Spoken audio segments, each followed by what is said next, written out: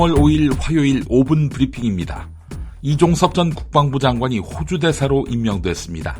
채수군 상병 순직 사건과 관련해 임성근 사단장을 피의자로 적시한 해병대 수사단에게 외압을 가한 혐의인데요. 임성근 봐줘라, 이런 취지로 말입니다. 이거 윤석열 대통령 지시받았다는 의혹이 있습니다. 그래서 지금 공수처로부터 수사를 받고 있는데요. 이에 대해 박정훈 전 해병대 수사단장 측은 주요 피의자를 해외로 빼돌리는 사실상의 수사방해라고 비판했습니다.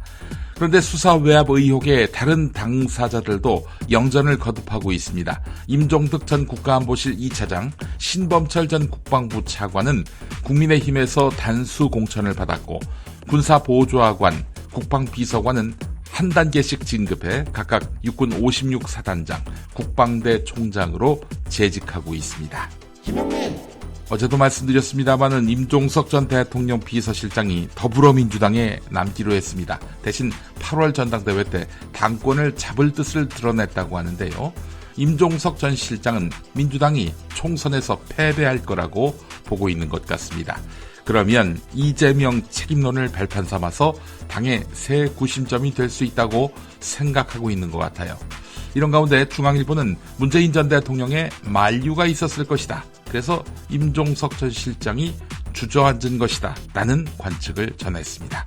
한편 노무현 전 대통령의 사위 곽상원 변호사를 서울 종로에 공천한 이재명 더불어민주당 대표는 무리하게 공천하지 않았다라며 당 안팎의 논란에 대해 정면 돌파에 나섰습니다.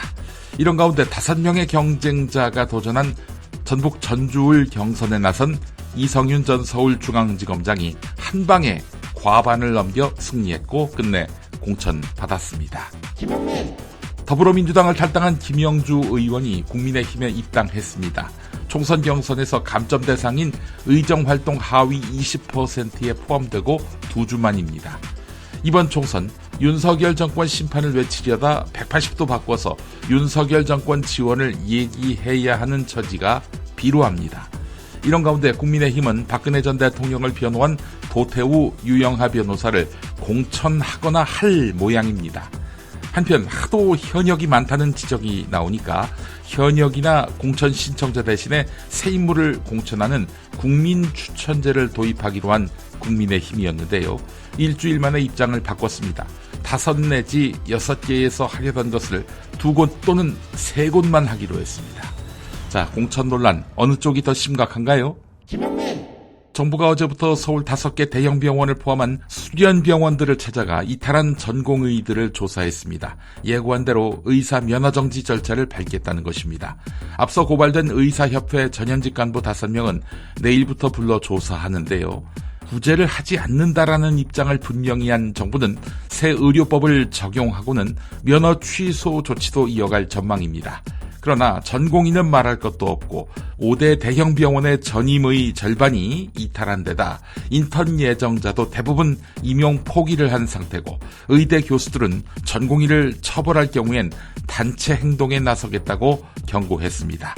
윤석열 대통령 믿었다가는 의료 파행이 장기화될 조짐입니다.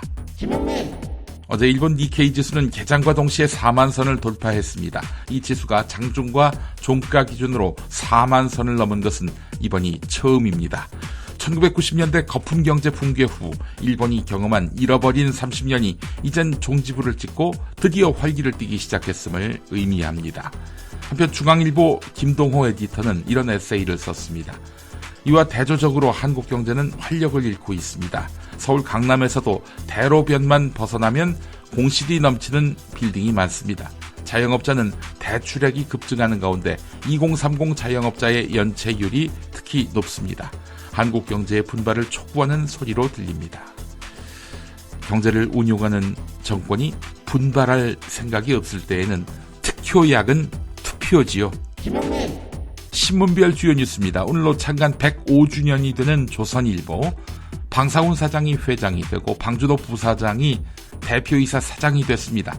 2사람은 부자지간입니다. 이로써 방응모 전 사장 이후 조선일보는 4대 세습 체제를 완성한 족벌 언론이 됐습니다. 헌법재판소가 노동시간이 일주일에 52시간을 넘지 못하도록 한 근로기준법 조항이 헌법에 위배되지 않는다고 판단했습니다.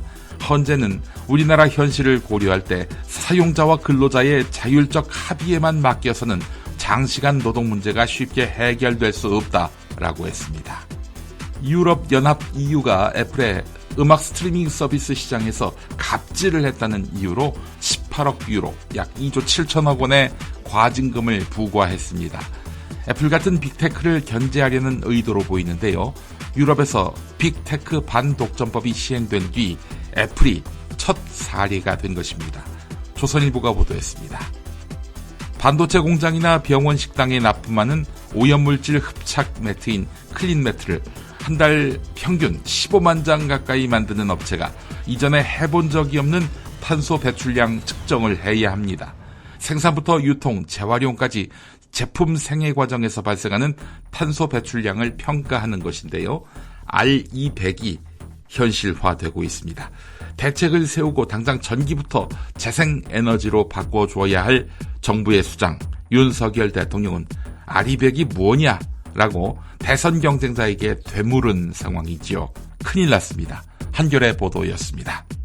4.10 총선을 앞둔 시점에서 한국일보가 중앙선거관리위원회에 정책선거 문화 확산을 위한 지역 언론기사 빅데이터 분석 자료를 인용했습니다. 수도권 유권자들은 부동산과 교통망 대책에 대해, 수도권 이외의 지역 유권자들은 인구 소멸 대응과 일자리 대책 필요성에 더 관심을 갖는 것으로 나타났습니다. 이상 5분 브리핑이었습니다.